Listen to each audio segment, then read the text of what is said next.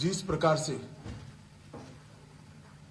उन पर हमला किया था, भारतीय जनता पार्टी इसकी निंदा करती है और व्यक्तिगत तौर पर मैं भी इसकी निंदा करता हूं। हम भारतीय जनता पार्टी के सभी कार्यकर्ता मानते हैं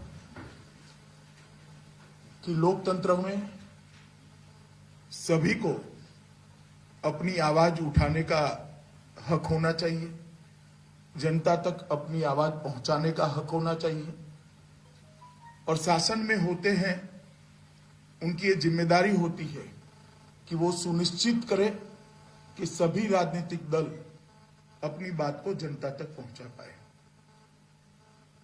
और मैं मानता हूं कि भारत के सबसे बड़े दल भारतीय जनता पार्टी के अध्यक्ष पर यह हमला केवल भारतीय जनता पार्टी के अध्यक्ष पर हमला नहीं है,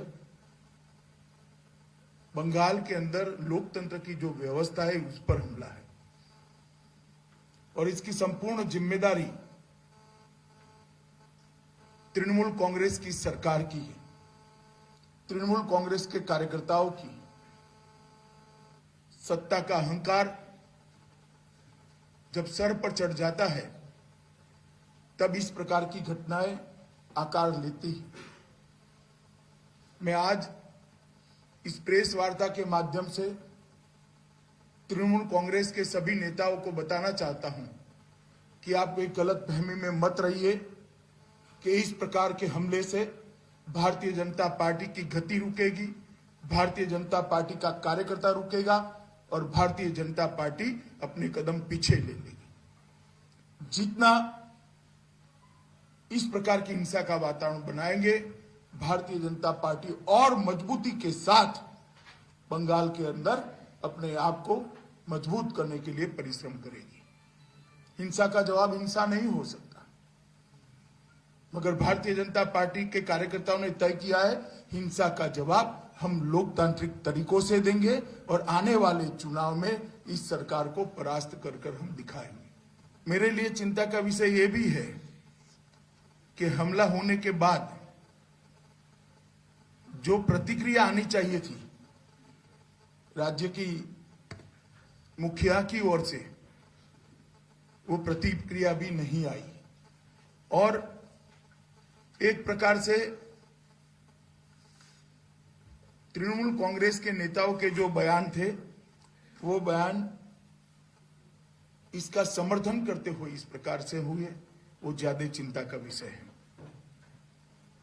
जहां तक बंगाल का सवाल है, बंगाल के अंदर पहले कई बार मैंने कहा है, मैं आज इसकी डिटेल में नहीं जाऊंगा, परंतु मैं उल्लेख इसका जरूर करना चाहता हूं कि राजनीतिक हिंसा चरम सीमा पर है। 300 से ज्यादा भारतीय जनता पार्टी के कार्यकर्ताओं की हत्याएं कर दी है और उसकी जांच में तनिक भर भी 1 इंच भी प्रोग्रेस कहीं पर दिखाई नहीं पड़ता है। भ्रष्टाचार भी चरम सीमा पर है। साइक्लोन के राहत का जो पैसा देना होता है, भारत सरकार जो भेजती है, उसमें भी सत्ताधारी दल ने अपने कार्यकर्ताओं का उपयोग कर बेफाम भ्रष्टाचार किया। मोदी जी ने गरीबों के लिए खाना भेजा कोरोना के काल में 9 महीने तक, उसके पूरे की पूरी बोरियां गायब हो गई, गरीब भूखा रहा। इसकी जिम्मेदारी किसकी है? क्या सत्ता में है उनकी नहीं है? हाईकोर्ट ने दखल करनी पड़ती है, सीएजी के स्पेशल ऑडिट के लिए ऑर्डर करने पड़ते हैं। और क्या डर है सीएजी के ऑडिट से? क्यों इसके खिलाफ सुप्रीम कोर्ट में जाना पड़ता है? अगर कोई चोरी नहीं हुई है तो कहना चाहिए हम सीएजी के ऑडिट के ऑर्डर का स्वागत करते हैं। क्यों भागा जा रहा है सीएजी के ऑर्डर से? इसलिए भागा जा रहा है कि भ्रष्टाचार हुआ है, भ्रष्टाचार की जानकारी भी है जो सत्ता में है, मगर अपनों ने किया है तो उस पर बोलने के लिए कुछ है नहीं। अपनों ने किया है इसलिए पकड़ने के लिए हिम्मत नहीं है। जब परिवारवाद चलता है राजनीति में, तब इसी प्रकार की घटना एक के बाद एक आकार लेती है। मित्रों, बंगाल के अंदर भारतीय जनता पार्टी का तैयारी का जो अभियान है उसमें 2 दिन से मैं बंगाल में हूं।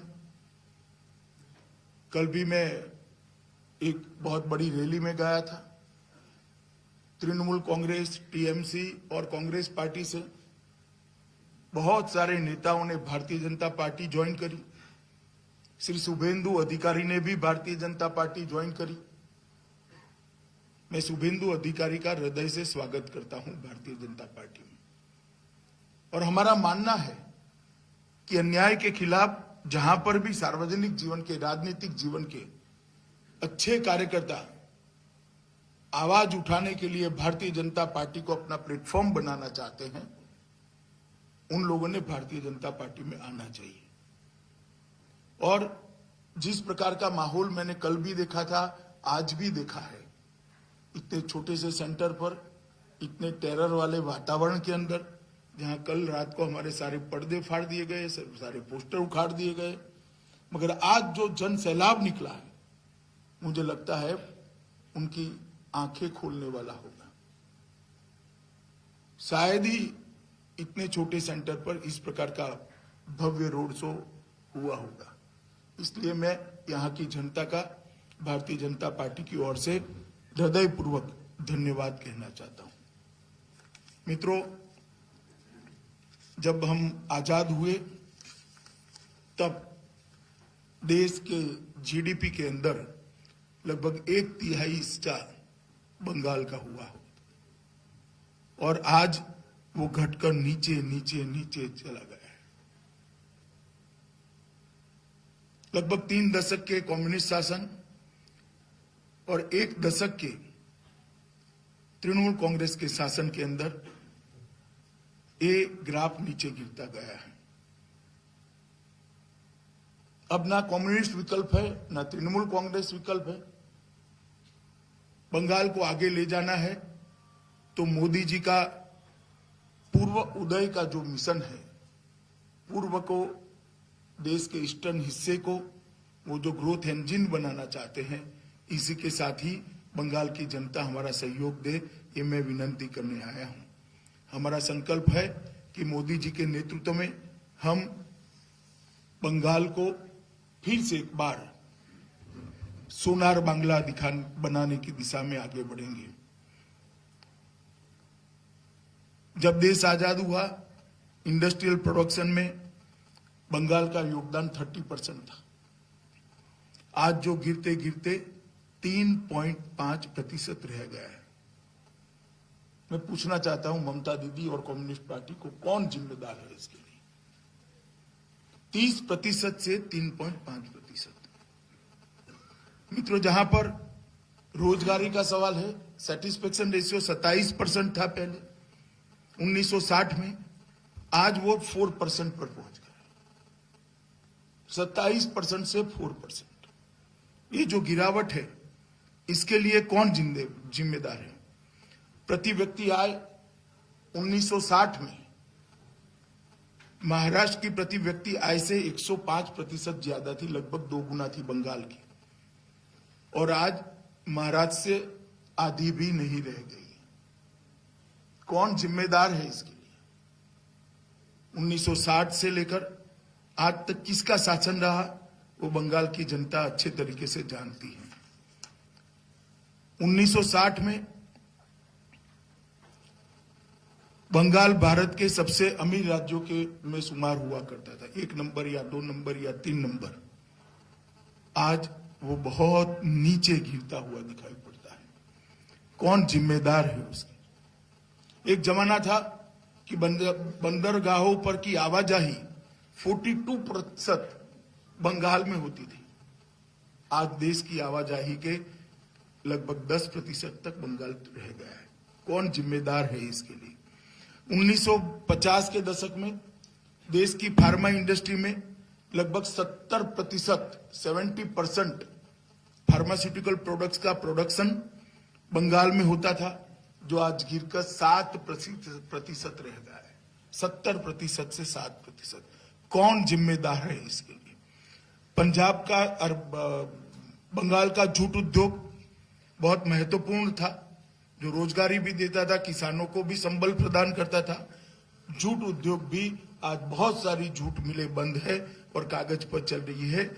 इसके लिए कौन जिम्मेदार है, मैं इसको पूछना चाहता हूं।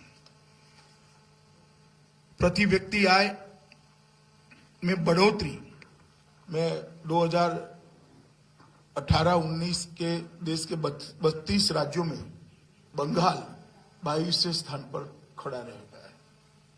कौन जिम्मेदार है इसके लिए? प्रति व्यक्ति आय स्थिर मूल्यों पर 18-19 की, पहले मैंने जो कहा करंट प्राइसेस पर कहा, अब मैं स्थिर मूल्य पर कहता हूं, देश के 32 राज्यों में 24वें स्थान पर है। मुझे मालूम है तृणमूल तुरंत ये आंकड़ों को चैलेंज करेगी। मेरा इनको दावा है कि आप एक स्थान तय कर दीजिए, मेरा युवा मोर्चा के अध्यक्ष आपके लिए चर्चा के लिए तैयार है। वो आकर आपको चर्चा कर देगा कि आंकड़े कहां से आए। 24वें स्थान पर आप आ गए। मित्रों, भारत के सकल घरेलू उत्पादन में 2011-12 में 6.03 पर पहुंच गए, जो मैंने पहले कहा कि 30% पर थे। उद्योग क्षेत्र के वृद्धि के संदर्भ में पश्चिम बंगाल 32 राज्य और केंद्र शासित प्रदेशों में 20वें स्थान पर है और CAGR इसकी 5.74% पर सीमित रह गई। सेवा के क्षेत्र में वृद्धि के मामले में सिर्फ 5.8% रह गई। विकास दर और 28वें स्थान पर 32 राज्यों में है। राज्य के स्वयं के राजस्व की वृद्धि में, राज्य की आय की वृद्धि में 2011-12 और 19-20 के बीच लगभग 31 राज्यों में से वो 16वें राज्य पर है। आनो अन्याय का एक अभियान लेकर चले हैं।